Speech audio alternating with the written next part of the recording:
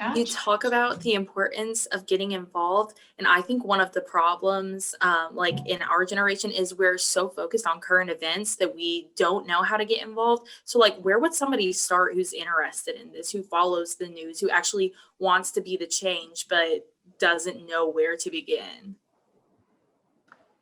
Penetrate those power structures. So Rotary clubs, for example, great place. Political organizations. When I go to the Republican Party organization here in Hardin County, I feel like I'm at a nursing home meeting. They're older. I mean, I love them all. They're great, but the median age there seems to be about 70.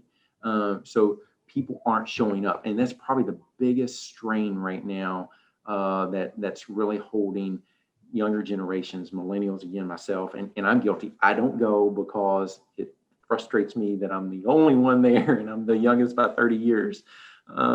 So you've got to penetrate those power structures, whether it be political power structures at the local level, because that's where it starts. Rotary clubs, again, those are business leaders and so on. You can, like it or not, they have influence with local elected officials. Penetrate those organizations and get involved. That will begin to make a huge difference, and you have that wide-ranging effect where they have to listen to you because now you're there, you're present, versus sending a tweet, making a Facebook post. Those are easily ignored. Show up makes all the difference. Well, we've already established that they're not looking anyway. So Right, exactly. preaching to the void anyway. Exactly. So, and that's interesting. I mean, just to kind of keep that momentum going about, how to get involved and kind of what that looks like. There is an author, he wrote the book, Please Mitch. It's Matt Jones, I believe, who wrote it. Matt Jones.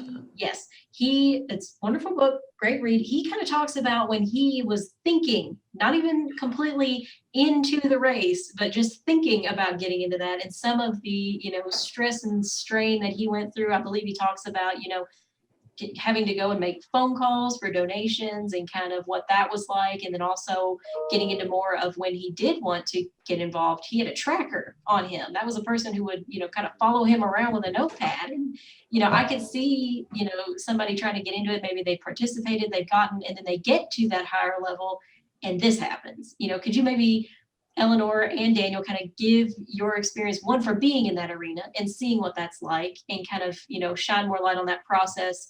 Is that commonplace? Is that not? And then Eleanor can kind of give the perspective of if you were running for some kind of office, how off-putting would that be? How would you, how do you think you would deal with that? Eleanor, ladies first. Okay, yeah. So, okay, I kind of just want to add to this a little bit. I think it's difficult because a lot of the power structures we have aren't historically welcoming to people of color, to women, to marginalized groups. And that's really who I'm interested in hearing from. That's who I'm interested in leading me.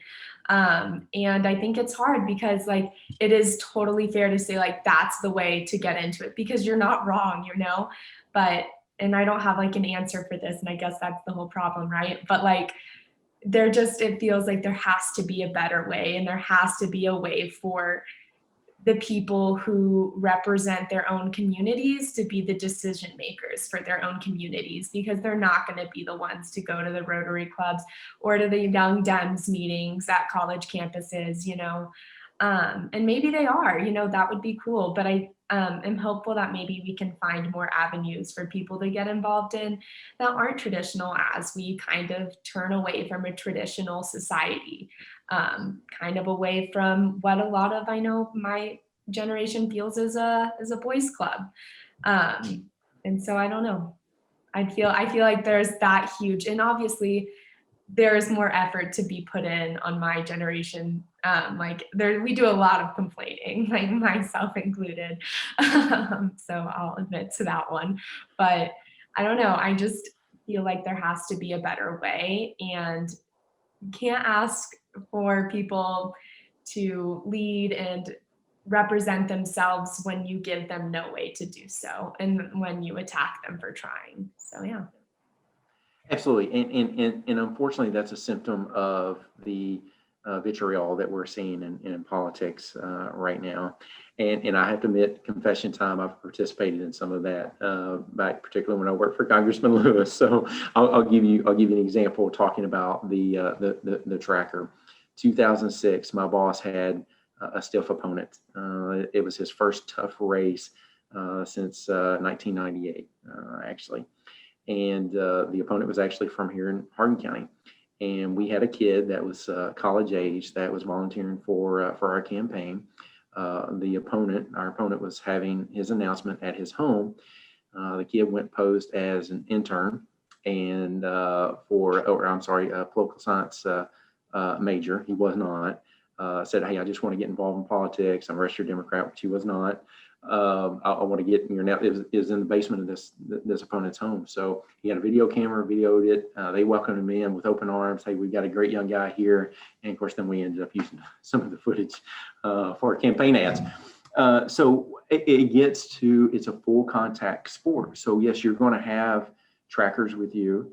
You're going to have potentially people dressed up. I know there was one race a few years ago. There was a guy dressed in as a chicken going around with one of our Senate campaign because the Senate candidate would not debate his opponent as often as he wanted to. So he's being termed as a chicken. So you're going to get some of that. I think what's important, and again, I'm running for office in two years. You have to be prepared for everything in your life to be an open book. I talked about this when I worked for the Army. What you make a post about or how you conduct yourself at 14 may come back to haunt you at 30 or 40.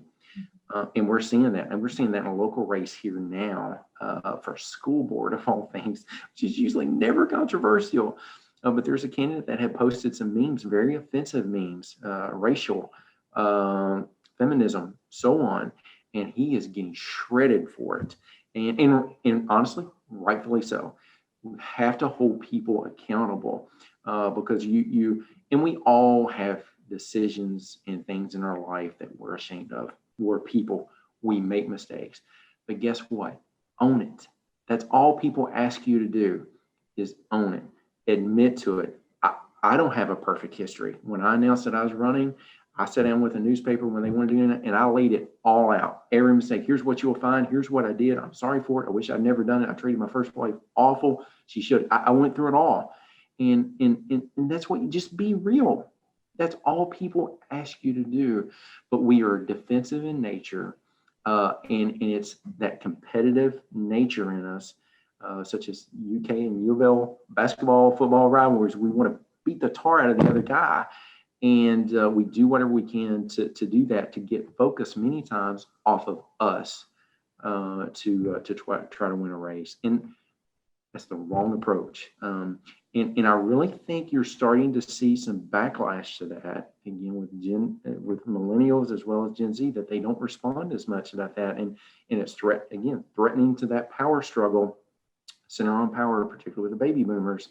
And that's why they're really shying. Part of the reason they're shying away from social media as well, because that's another accountability factor that's more intrusive than a reporter asking you questions. And I think as long as the more we push that, the more we get involved, the better, more accountable that's going to make things. Talking about raising money, when my boss was in office, if you wanted to run traditional medium at, I'm not going to bore you with the nerdy details, but if you wanted to run the maximum amount of traditional mediums, TV, newspaper, radio, it was $120,000 a week for the congressional campaign. That's a lot of money. Most congressional campaigns start at Labor Day, so you're talking about a good 8 to 10 solid weeks that you're running. So you do the math in doing that, and that's not getting a payroll, consulting, and polling. We needed for a 21 county district here in Kentucky, we need about $2.5 million to really effectively run a U.S. representative campaign. That's a lot of money. Very few people in this world have $2.5 million in their back pocket if they want to drop in a congressional race. And frankly, if they do, I question why they want to serve and what their motives are. Just to be frank about it. So you have to raise a lot of money, and that is a barrier because you have to stop your job. You have to campaign 24/7, difficult to do. You have to sit in a room and make dozens upon dozens of phone calls on a daily basis. And then guess what? When you win your congressional race, you still have to do that because you're running every 2 years. So your campaign never stops. You never stop raising money. Brett Guthrie, for example, represents the area now that replaced my boss. He has over $1 million in the bank. And he hasn't had a real solid race since he won in 2008. Committee assignments in the House of Representatives are based upon how much money you raise for the party. So they are graded A-level committee assignments, which is your appropriations and ways and means, which have effect on tax policy, as well as spending for the government. If you're on one of those committees, you have to raise X amount of money, which is usually $100,000, $200,000 for the party every year. On down, I think the minimum is 25, 50,000, somewhere around there a year that you have to do that. You sit in about a 5x5 room with a telephone. They give you a list of names, and you have to shell out so many calls a day and get so many dollars a week. It's a horrible process. And people look at that, it's like, oh my gosh, why do I want to do that? I just want to help my people. That's all I want to do. And so the system is very messed up, if you will, in that regard, that's what you have to do. People like AOC have broken that mold. Again, threat to power. She and her leader, party leader, Pelosi, are at odds because she has been able to effectively use social media to really drive her message, drive her fundraising. She's not having to sit in a room and make phone calls because she's connected directly to those she represents and even others that she's not. She'll respond to a tweet. She'll respond to a Facebook post. That's what people are asking for. But with that, it's going to become greater accountability as well. Definitely. And so as we progress kind of towards, there's this election and then even the ones that are coming up afterwards, do you see that trend continuing? Do you see, both of you can probably give some feedback on this, but do you see that continuing? Do you think that it's going to shy away from the more traditional kind of removed way of, campaigning where there's TV ads and things like that, and moving towards a more active, accountable one where, people want to, have an access to you. They want to be able to discuss things with you and have those forums of discussion and things like that. And do you see that being an effective way of campaigning in the future? It absolutely is, because it's going to drive it. So you look at Trump, why does he tweet? For that very reason. He goes directly, there's no filter. Sometimes that's a bad thing. But he goes directly to his intended audience. You're going to see a lot more of it. My race is 2 years out. I'm already built my Facebook page. It's going to be all digital or almost all digital on purpose. Our county Facebook page is set up. I've got it on my phone. If someone messages us about an issue, I'm the one responding because I want to know. I want to have that connection because that's what I'm here for. Mm-hmm. And so as you see our generations become more effective and penetrate these power structures, you're going to see greater use of that.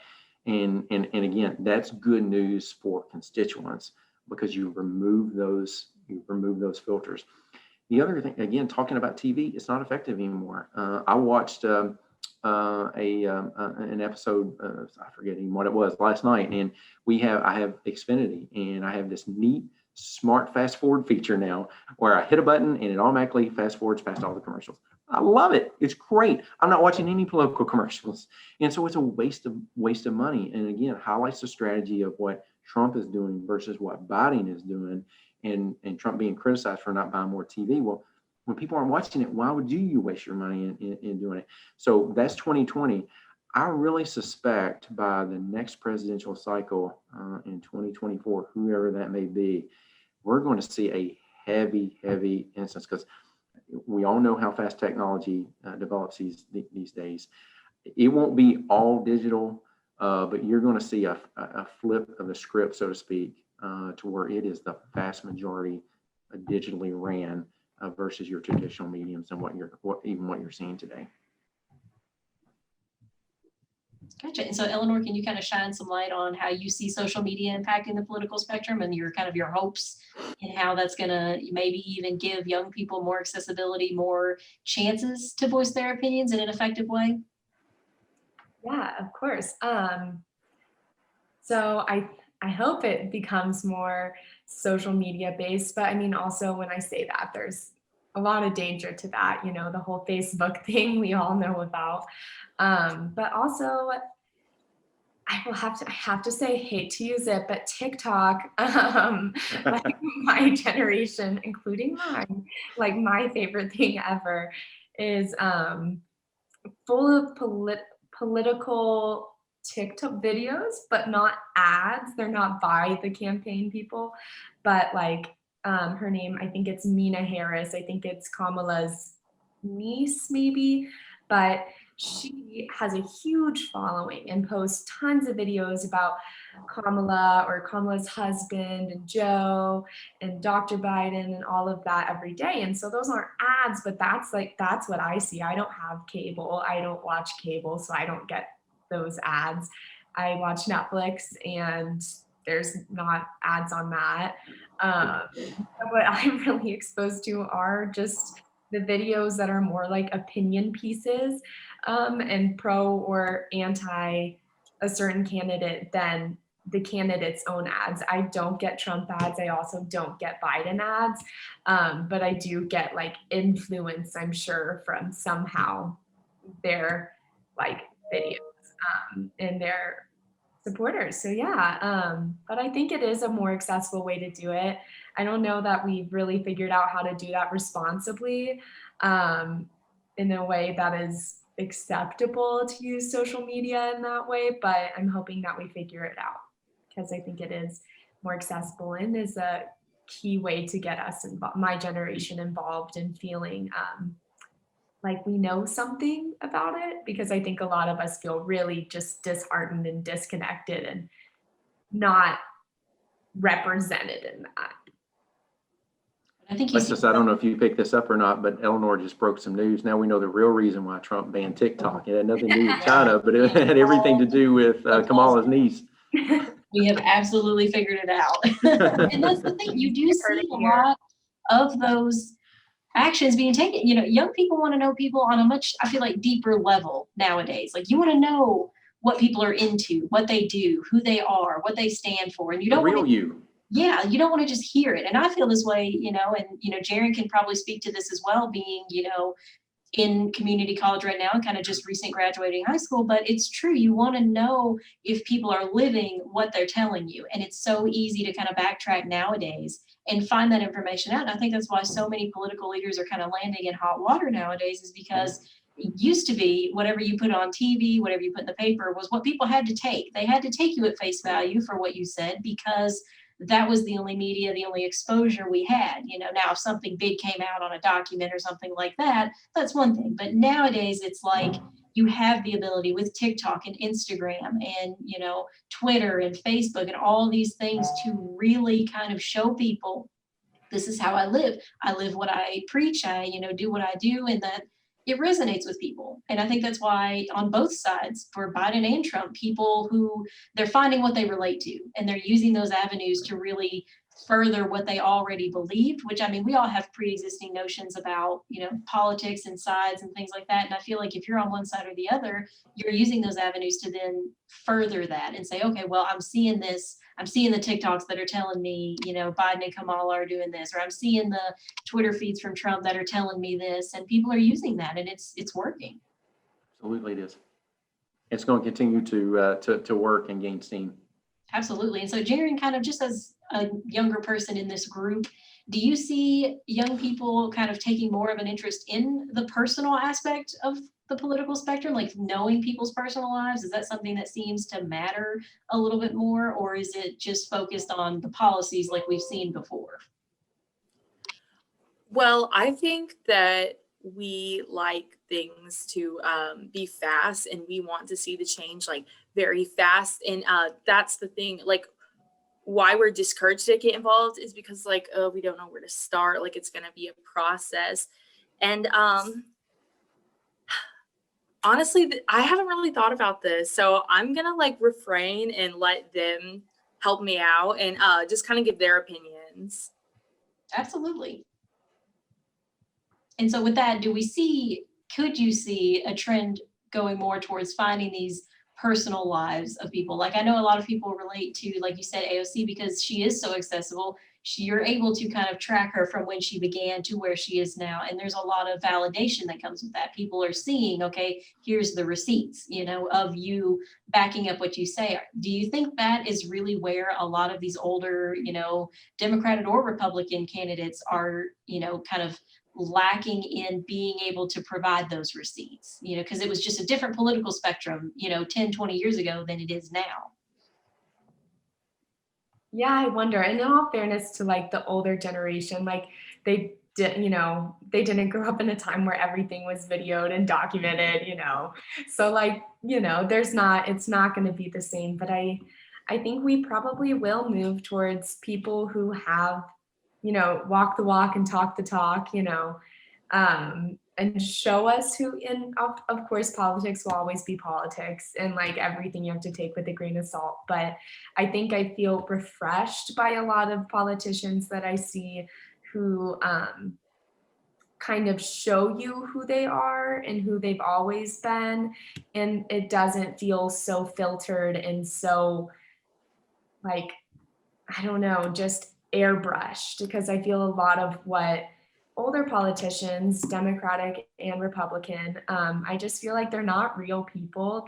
I've never met anyone like the people they appear to be. I don't know anyone who speaks the way they do, who acts the way they do. They're just polished and kind of like assembled rather than authentic. And it's just like harder to trust them because you don't even know who you're talking about, kind of. And you're spot on. It has traditionally come to us through filters, and many times you have to be more aligned with your party, your side, than who you are. And it goes back to a previous comment. I mean, we've kind of lost that middle of the road, middle class politician now that could link both sides together and kind of keep us balanced as a result of a lack of participation. I think social media and technology can change that, and I think it will. I think it'll bring us back as it develops more and more folks my age and Eleanor's age get involved. We'll kind of drag it back, if you will. I compare it a lot to online shopping. When you're looking at a product, you do a 360 view. Now, when we look at real estate, for example, people do virtual tours and sometimes don't even show up to look at the house because they can see every aspect of it. And we're used to technology giving us that capability. And so if we're using it in shopping, whether it be for a house or a clothing article, of course, we're going to use it to look at those that are running for office as well. Let's face it, no one likes a hypocrite and no one likes a liar. And so technology is giving us that ability, again, to look deeper into someone and who they are by what they post, by someone catching a conversation on a plane that they think is private. Ted Cruz not long ago, not wearing his mask on a plane. Someone takes a picture, sends it. You've got to be accountable to yourself and those that you represent all the time. I'll use myself as an example. When I did a newspaper article or interview a year ago about my future candidacy, it was asked about my business dealings. Do you have any conflicts of interest? And of course, I answered no, which is the case. And I'm more than willing to produce my taxes if that's what you need to know. Because guess what? People deserve to know that. I'm running to represent you, to be in charge of your tax dollars. I wouldn't want to know that. So why withhold that? There's nothing there that needs to necessarily be secret. People want authenticity, and it's going to be forced. And again, power struggle. I know I've said this a lot. People, particularly baby boomers, are used to being able to put forward the facade they want to put forward, and that is being torn all to pieces now. And so looking forward to the future a little bit more and kind of keeping in this vein that we've discussed, when you see the future, do you see this kind of mass, I won't say retirement so much, but do you feel like there's going to come a tipping point, I guess, in the National Theater where people are retiring, they're done, they don't want to race anymore, it's just been too long, and suddenly there's these openings? And kind of how is that going to play out, do you think? I mean, these it's a little speculation, but I mean, I think people are interested to know because they do see how much older their representatives are than themselves and their groups and their peers and things like that. And I wonder if people feel like that's going to be the chance, you know what I mean? That's going to be a rat race to find out who can kind of take that seat faster, you know? And do you see kind of that coming to pass, or do you think it'll be a little bit different? I'm not sure. I will say I definitely do notice how old our representatives tend to be. Like you look at Congress and you're like, that's not normal. That is not who I feel comfortable making decisions for me, like big decisions for me. So yeah, I wonder if it will change. I will say though, the age thing is concerning. I also wonder if it's a product of there's no term limits for Congress, and I wonder if we'll see that. Because I think it feels odd to have the same people your whole life in office and feel that no one really likes them. You're not sure how they keep getting elected, but they do, and you know that's just their career. And I feel like maybe that will change one day, maybe not. But yeah, I'm not even totally sure if that answers your question. But Absolutely. It's a good question to see, you know, should you be allowed to make this a career your entire life? Yeah. You know, it's a good question to pose. Well, it's funny, we're discussing a question today that, in fact, our founding fathers tried to answer back in the 1700s, and the answer to that was no, it should not be a career. In fact, George Washington derided political parties, hated them. He term limited himself to 8 years and actually honored that. And that was the case for every president up to FDR. Kind of broke the mold, and then obviously we know it was then limited by a constitutional amendment. So things come back around. It shouldn't be a career. Will we get there? We almost got there in the 90s and didn't. We could see that. Again, it's really going to depend on what younger generations like Eleanor push. I see it in my daughters that we're in jobs 2-3 years and we're bored moving on. So it's hard to understand how someone can stay in Congress 30-40 years. They're certainly not connected. When was the last time Mitch McConnell made a student loan payment? So he doesn't understand the burden. Probably never did, but certainly is far enough removed from it now. He doesn't understand the issue. You can't. My daughters, they're more conservative, but they want that kind of change as well. So I think you're absolutely going to see that that drive to see that. I think we're a visual society. Again, I go back to seeing the 80-year-old senator with AirPods in his ear. I can't get past that. It's ingrained in my head. It looked like an alien. And I think the more younger generations see that, it's going to be a bit of an awakening. It's like, okay, we've sat on the sidelines long enough. We've got to get in here and do something about this. And I almost wonder if that would be their time. You know, it's kind of like, well, absolutely, before there's a great been, time. Yep, it's been the roadblock, every seat has been filled, and now you're seeing these people who just, physically cannot run anymore. And so that's kind of the time to shine and to take action and to be involved in politics so that when you get there, you have the ability to enact that change. Technology will help that. Again, it's free to use Facebook. It's free to use Twitter. It's free to use TikTok. You're seeing more of those platforms come online. So the traditional fundraising model will be different as well. You won't need as much money to get your message out. May not need any. Again, depending on what platforms come out. So technology is adapting to that and freeing. Again, you look at going back to Apple and developing the iTunes store and really busting that business model up of recording studios and so on. It hasn't quite reached politics yet, but it's there. We're right on the doorstep of it, breaking it up, and we're gonna be there, and I think it's gonna be within the next decade. I really do. Gotcha. And so when you look at the money realm and the money aspect of politics, we know that fuels a lot of what ends up happening in the political spectrum is where that money comes from. It's just a fact of reality of who's paying the most. And so do you see with the ability for kind of anybody to get involved in politics and to make a real stand for their cases and things like that, do you see that money being a little bit less powerful if you're able to fundraise from so many different sources? Do you see it being able to open up the door to a little bit more authenticity and maybe less being able to evoke change, I guess, is my question. I do. And I'm going to go back to an example that Eleanor used, and that was AOC. Like her or not, politics doesn't matter. Her campaigns, if you look at the money she's raising small dollar donations through social media. She has been incredibly effective in doing that. I forget what the average donation is, but it's under $100 if I remember correctly.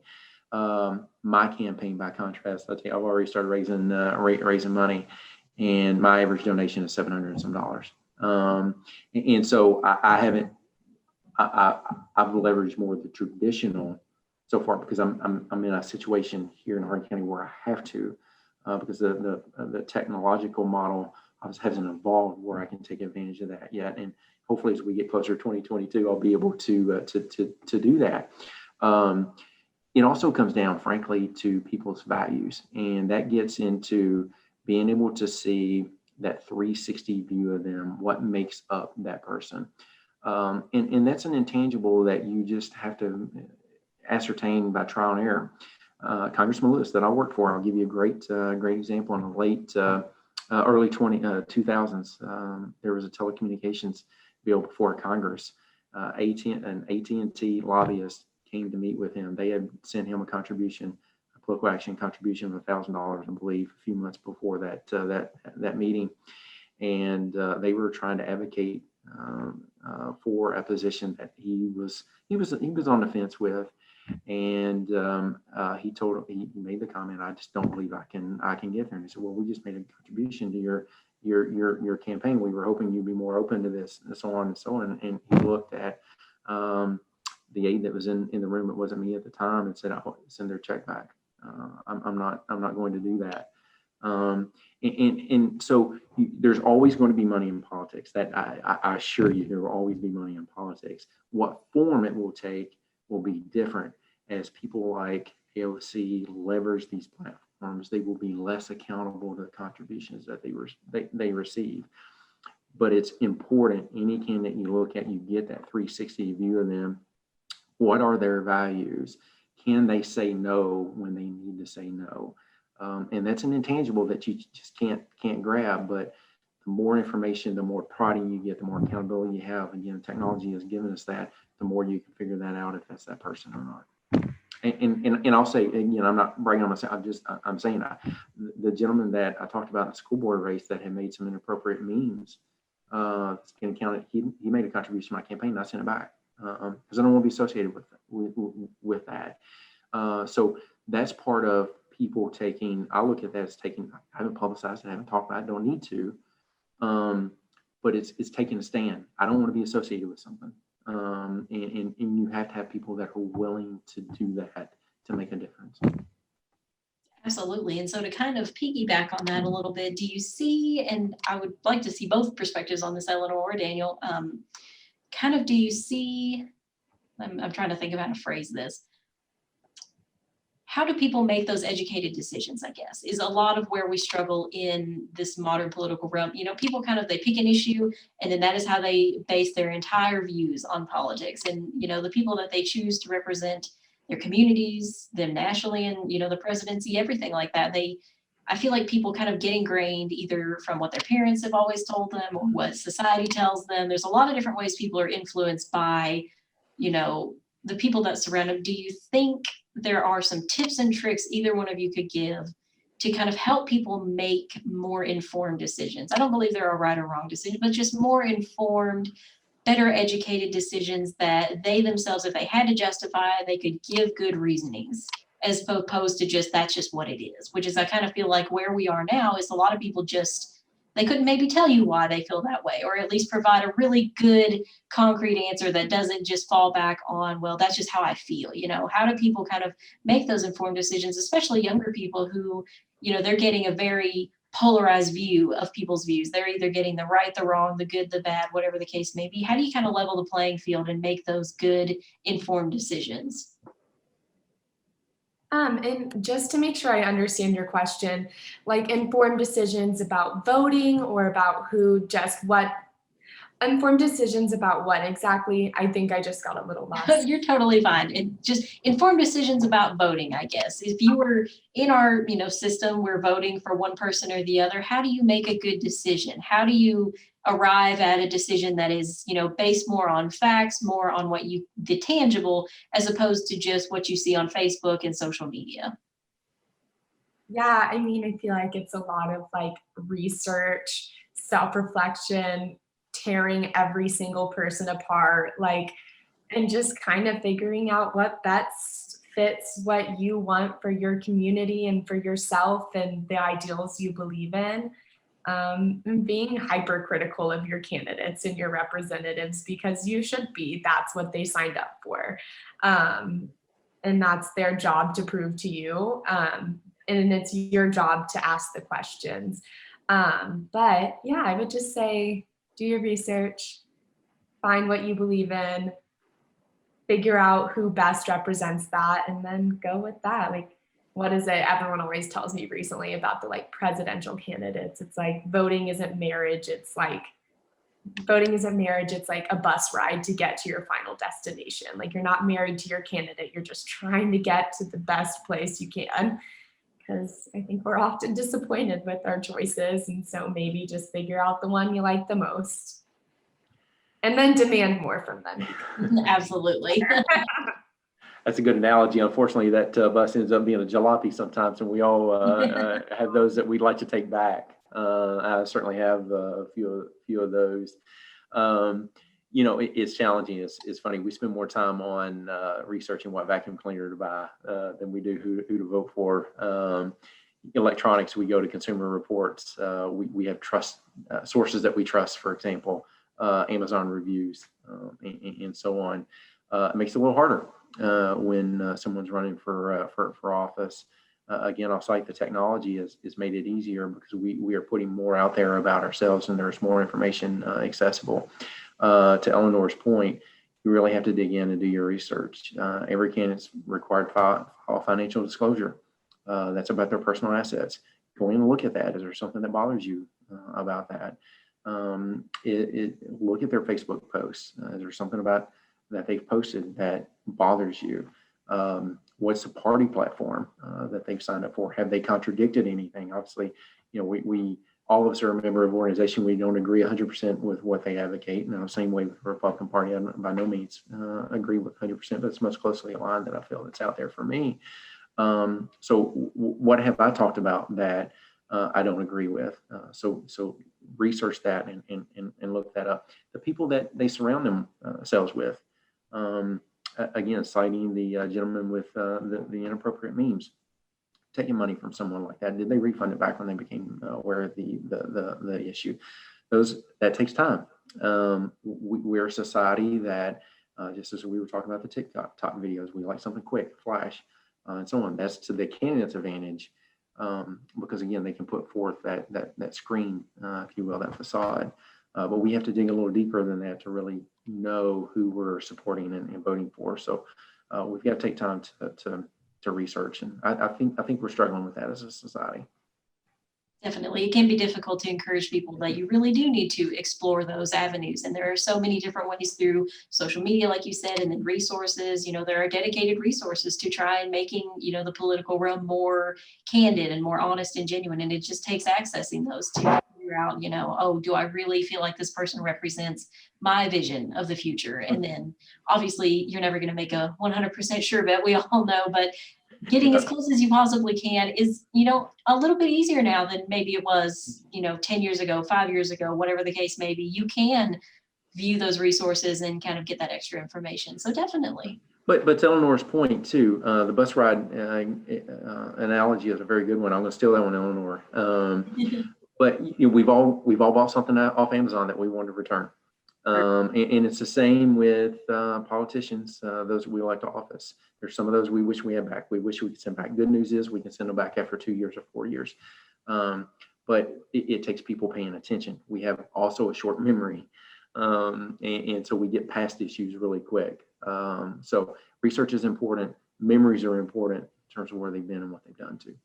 Absolutely. And so, Jaron, do you have any kind of concluding questions here before we kind of wrap this up?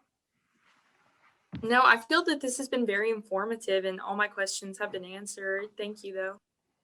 Absolutely. And so thank you guys so much for coming on our show today. It's been really great Thank you. having you here and kind of delving into politics and clearing the air, so to speak, on a lot of things that maybe people don't feel comfortable asking, don't feel like they can approach or have a forum to discuss. I hope that people participate in the comments and we kind of get some more questions, and maybe we can gather everyone up for, a part 2 or something like that. So is there anything Great. you guys would like to close with? Just any tips, information, calls to action, anything? I appreciate the opportunity. Thank you very much. And Eleanor, I'll tell you, if you come back to Kentucky in 2 years and I'm fortunate enough to win, we'll get you involved in some local environmental issues. Oh, thank you. Yeah, thank you all for having me, and it's nice to meet you all. It was fun. Absolutely. And so I hope everybody tunes in for the next FYE Talks podcast episode. Just to remind everyone, we are every Tuesday, Thursday at 1 p.m. You can find it on Facebook or on Tumblr at the ECTC FYE Talks. You can view past episodes, future episodes, and yeah, so thank you everybody for joining us, and you all have a great day. Thank you. Thank you. Hello, my name is Chelsea Hawkins, and I am the Vice President of the FYE Club here at ECTC. The FYE Club is focused on having fun and helping our local community. We have 2 meetings every month on the 1st and 15th at 3:30 p.m.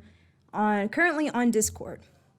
We host a lot of fun events like costume contests, food drives, and movie nights, and a whole bunch of other stuff. We're currently accepting new members, and we love to see you join. If you're interested in joining this awesome club, you can email Pam Best at pbest0002@kctcs.edu, our president Trinity Bradley at tbradley0061@kctcs.edu, or myself at chawkins0069@kctcs.edu. We hope to see you join, and thank you.